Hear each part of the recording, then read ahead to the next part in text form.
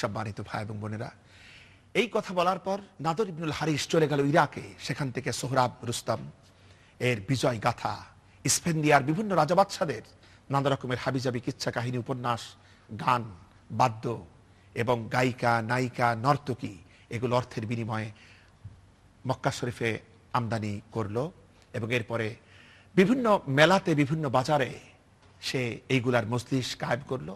এগুলো আজকের আমাদের ভাষায় পালাগান, যাত্রাগান, এইভাবে নানাভাবে সে এইগুলা মানুষের সামনে তুলে ধরলো, যেন হুজুর সাল্লাল্লাহু আলাইহি ওয়াসাল্লামের কোরআনের দাওয়াতে প্রভাবিত লোকগুলি যেন তার এই হাবিজাবি কাজের দিকে আকৃষ্ট হয় এবং কোরআনের মাধুর্য যেন তাদের অন্তর থেকে বিলীন হয়ে যায়। এই কাজ সে শুরু করলো।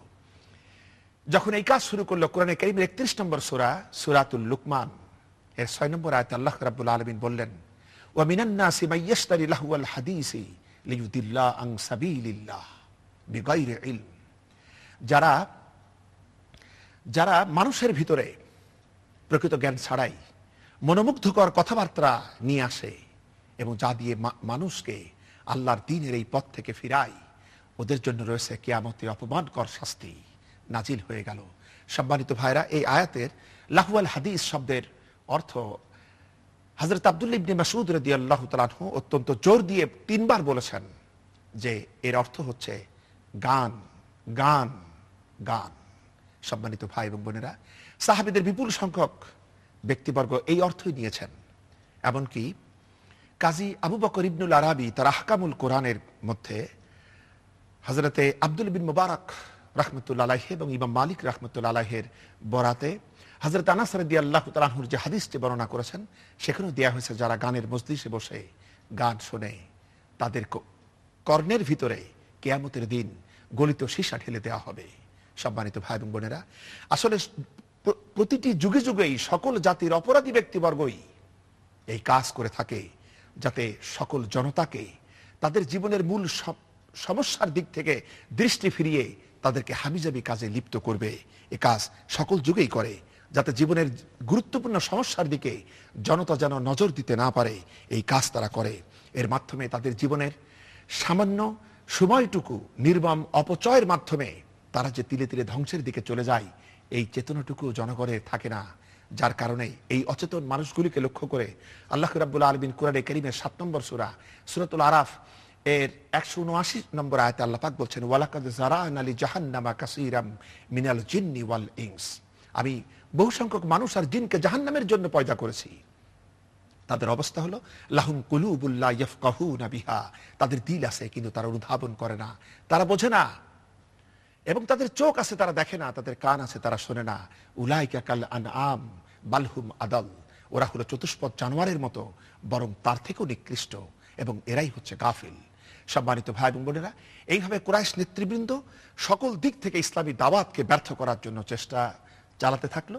তখন আল্লাহ রাব্বুল আলামিন রাসূলের এই মুসলিম সহযাত্রীদেরকে প্রয়োজনীয় হেদায়েত দিলেন যে কিভাবে তোমরা এর মোকাবেলা করবে। তোমরা এই পৃথিবীর জমিন তোমাদের জন্য উত্তপ্ত হয়ে উঠেছে, কিন্তু তোমরা নিজেদেরকে নিঃসঙ্গ মনে করো না, বরং তোমরাই তো আসলে সফল।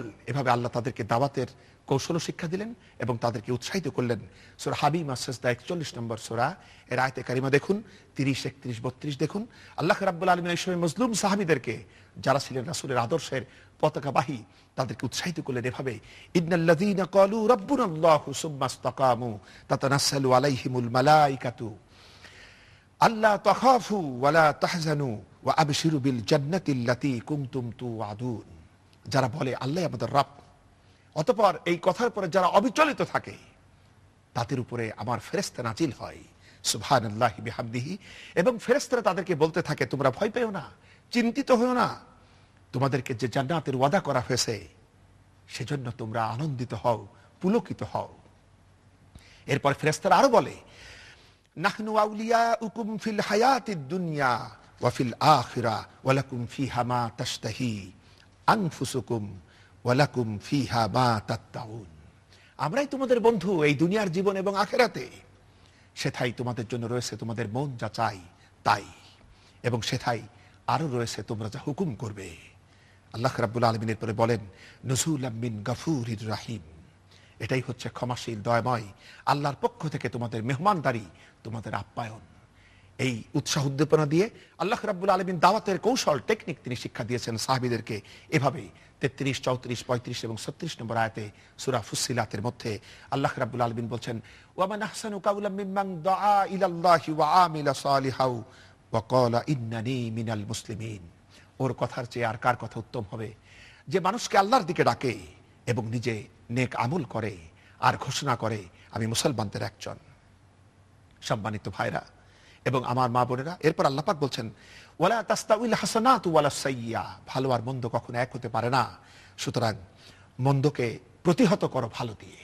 তারা সন্ত্রাস করে, তারা পিটায়, তারা বদনাম দেয়, তারা মিথ্যা হাবিজাবি অপপ্রচার করে, এর জবাবে তোমরা সত্য কথা বলো, উদারতা দেখাও, আপন করে নাও মানুষকে, ধৈর্য ধারণ করো, তাহলে কি লাভ হবে?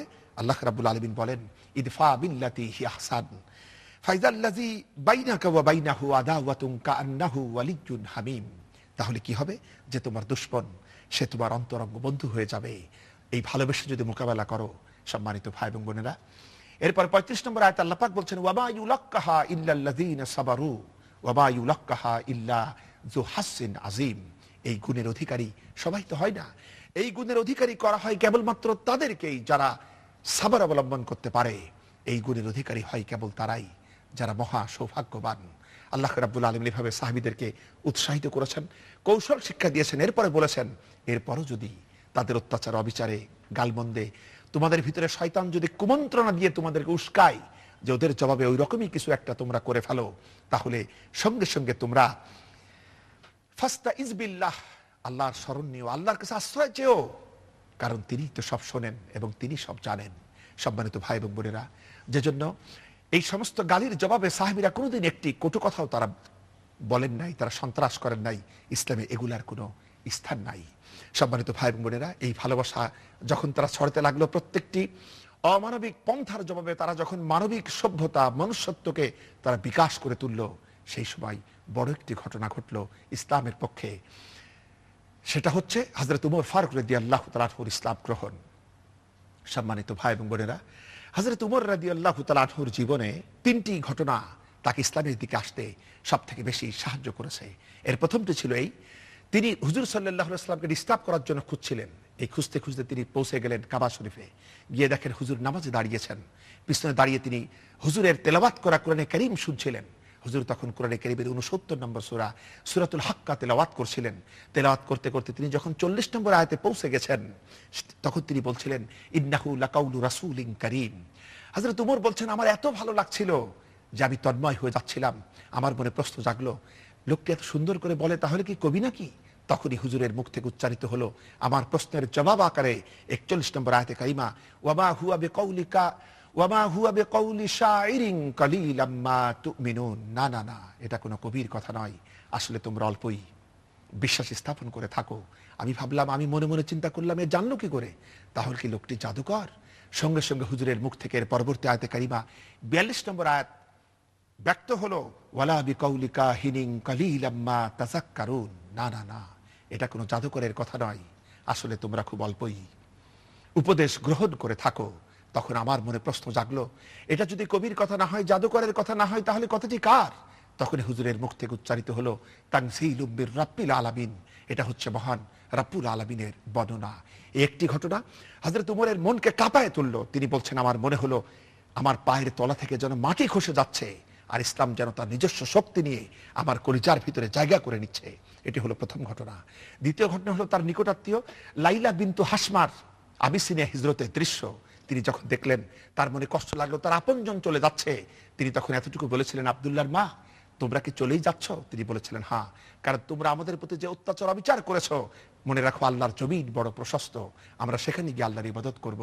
তখন উমরের মুখ থেকে স্বতঃস্ফূর্ততার সাথে বের হয়ে এসেছিল যে ঠিক আছে, যাও, আল্লাহ তোমাদের সহায় হন। সম্মানিত ভাই এবং বোনেরা, হযরত উমর ফারুক রাদিয়াল্লাহু তাআলা আনহুর জীবনে তৃতীয় যে বিষয়টি ছিল তা হলো তার বোন হযরতে ফাতিমার ঈমানের উপরে অবিচল থাকার মর্মস্পর্শী দৃশ্য তাকে ঈমান আনতে বাধ্য করে ফেললো। আল্লাহ রাব্বুল আলামিন তাকে পথ দেখালেন। আসুন আমরা এই সমস্ত ঘটনা থেকে আমাদের জীবনকে তৈরি করি, আল্লাহর নূরে নিজেদেরকে রঙিন করি এবং ইসলামের জন্য আমরা অগ্রসর হই, আল্লাহর দ্বীনের ঝান্ডা নিয়ে মানুষের দুয়ারে পৌঁছে যাই। আল্লাহ আমাদের প্রতি রহম করুন, হেদায়েত করুন, সাহায্য করুন। আমরা সকলেই পড়ি আমিন। আসসালামু আলাইকুম ওয়া রাহমাতুল্লাহি ওয়া বারাকাতুহু। يا أيها النبي إنا أرسلناك شاهدا ومبشرا ونذيرا وداعيا إلى الله بإذنه وسراجا منيرا وبشر المؤمنين بأن لهم من الله فضلا كبيرا.